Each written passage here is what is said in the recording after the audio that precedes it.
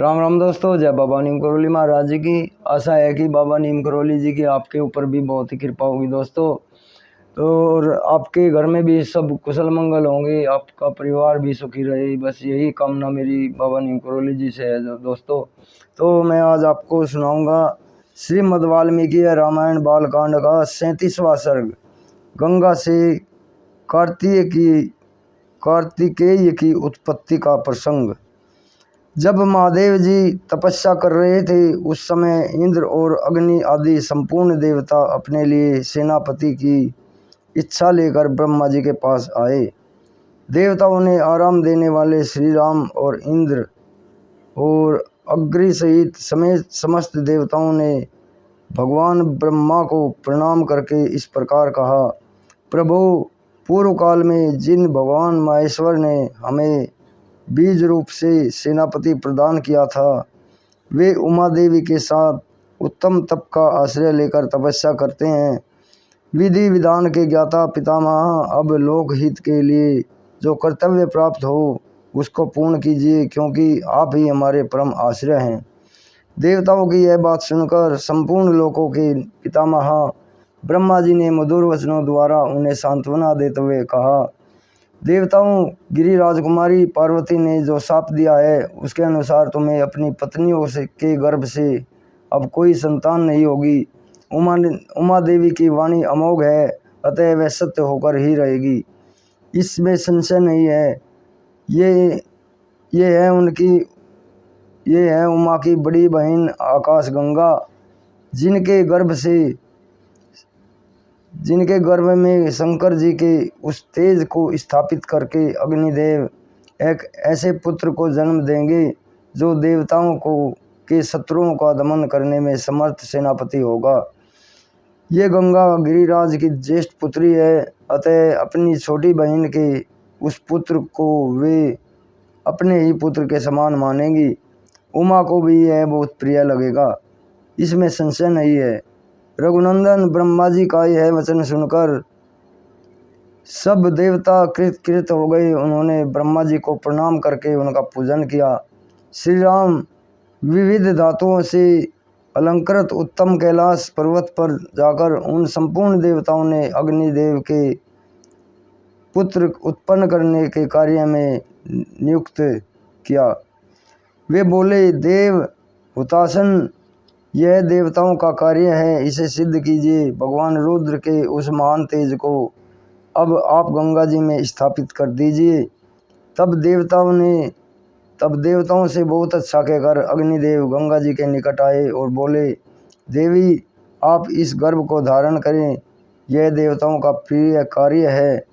अग्निदेव की यह बात सुनकर गंगा देवी ने दिव्य रूप धारण कर लिया और उनकी यह महिमा, यह रूप वैभव देखकर अग्निदेव ने उस रुद्र तेज को उनके सब ओर बिखेर दिया। रघुनंदन अग्निदेव ने जब गंगा देवी को सब ओर से उस रुद्र तेज द्वारा अभिषिक्त कर दिया, तब गंगा जी के सारे स्रोत उससे परिपूर्ण हो गए। तब गंगा ने समस्त देवताओं के अग्रगामी अग्निदेव से इस प्रकार कहा, देव, आपके द्वारा स्थापित किए गए इस बढ़े हुए तेज को धारण करने में मैं असमर्थ हूँ। इसकी आँच से जल रही हूँ, मेरी चेतना व्यथित हो रही है। तब संपूर्ण देवताओं के भविष्य को भोग लगाने वाले अग्निदेव ने गंगा देवी से कहा, देवी, हिमालय पर्वत के पार्श्व भाग में इस गर्भ को स्थापित कर दीजिए।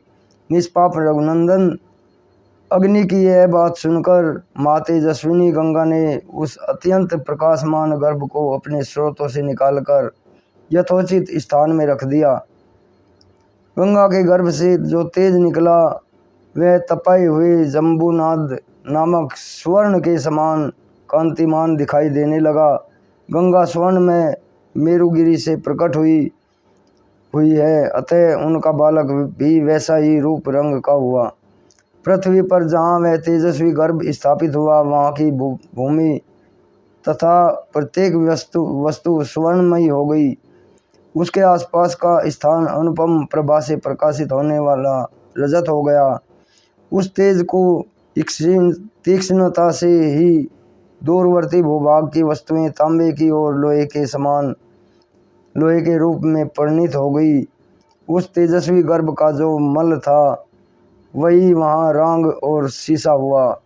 इस प्रकार पृथ्वी पर पड़कर वह तेज नाना प्रकार के धातुओं के रूप में वृद्धि को प्राप्त हुआ। पृथ्वी पर उस गर्भ के रखे जाते ही उसके तेज से व्याप्त होकर पूर्वोक्त श्वेत पर्वत और उससे संबंध रखने वाला सारा वन स्वर्ण में हो गया और जगमगाने लगा। पुरुष सिंह रघुनंदन तभी से अग्नि के समान प्रकाशित होने वाले स्वर्ण का नाम जात रूप हो गया, क्योंकि उसी समय स्वर्ण का तेजस्वी रूप प्रकट हुआ था। उस गर्भ के संपर्क से वहाँ का तृण वृक्ष लता और गुल्म सब कुछ सोने का हो गया था। तदनंतर इंद्र और मरुदगणों सहित संपूर्ण देवताओं ने वहाँ उत्पन्न हुए कुमार को दूध पिलाने के लिए 6 कृतिकाओं को नियुक्त किया था। तब उन कृतिकाओं ने यह हम सबका पुत्र हो ऐसी उत्तम शर्त रखकर और इस बात का निश्चित विश्वास लेकर उस नवजात बालक को अपना दूध प्रदान किया। उस समय सब देवता बोले, यह बालक कार्तिकेय कहलाएगा और तुम लोगों का त्रिभुवन विख्यात पुत्र होगा, इसमें संशय नहीं है। देवताओं का यह अनुकूल वचन सुनकर शिव और पार्वती से स्खलित तथा गंगा द्वारा गर्भ स्राव होने पर प्रकट हुए अग्नि के समान उत्तम प्रभा से प्रकाशित होने वाले उस बालक को कृतिकाओं ने नहलाया। कुलभूषण श्री राम अग्नितुल्य तेजस्वी महाबाहु कार्तिकेय गर्भ स्राव काल में स्कंदित हुए थे, इसलिए देवताओं ने उन्हें स्कंद कहकर पुकारा। तदनंतर कृतिकाओं के स्तनों में परम उत्तम दूध प्रकट हुआ। उस समय स्कंद ने अपने 6 मुख प्रकट करके उन 6 को एक साथ ही स्तनपान किया। एक ही दिन दूध पीकर उस सुकुमार शरीर वाले शक्तिशाली कुमार ने अपने पराक्रम से दैत्यों की सारी सेनाओं पर विजय प्राप्त की। तत्पश्चात अग्नि आदि सब देवताओं ने मिलकर महातेजस्वी स्कंद का देव सेनापति के पद पर अभिषेक किया। श्री राम, मैंने तुम्हें गंगा जी के चरित्र को विस्तार पूर्वक बताया है, साथ ही कुमार कार्तिकेय का जन्म भी प्रसंग सुनाया है, जो श्रोता को धन्य एवं पुण्यात्मा बनाने वाला है। रघुनंदन, इस पृथ्वी पर जो मनुष्य कार्तिकेय में भक्ति भाव रखता है वह इस लोक में दीर्घायु तथा पुत्र पौत्रों से संपन्न हो मृत्यु के पश्चात स्कंद के लोक में जाता है। इस प्रकार श्री वाल्मीकि निर्मित आर्ष रामायण आदि काव्य के बालकांड 37वां सर्ग पूरा हुआ। जय श्री राम, जय हनुमान बजरंगबली, जय बाबा नीम करोली महाराज। तो दोस्तों, ये श्रीमद् वाल्मीकि रामायण बालकांड का 37वां सर्ग पूरा हुआ।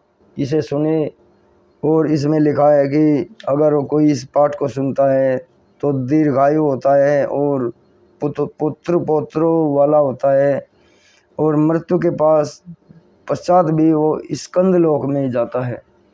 तो आज्ञा दीजिए, कल फिर मैं आपको 38वां सर्ग सुनाऊंगा, राजा सगर के पुत्रों की उत्पत्ति तथा यज्ञ की तैयारी। तो चलते हैं दोस्तों, विदा लेता हूँ। जय श्री राम, जय हनुमान जी की, जय बाबा नीम करोली महाराज जी की।